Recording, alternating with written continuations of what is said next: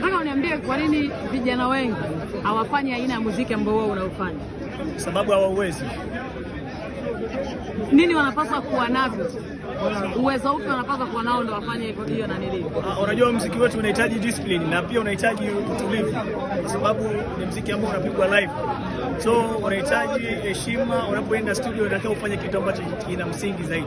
Unajua tofauti na muziki wa wenzetu muziki wa wenzetu ukifika bongo flavor sijui unapiga papa, umetengeneza instrument watu wanaingiza, maisha yanaenda.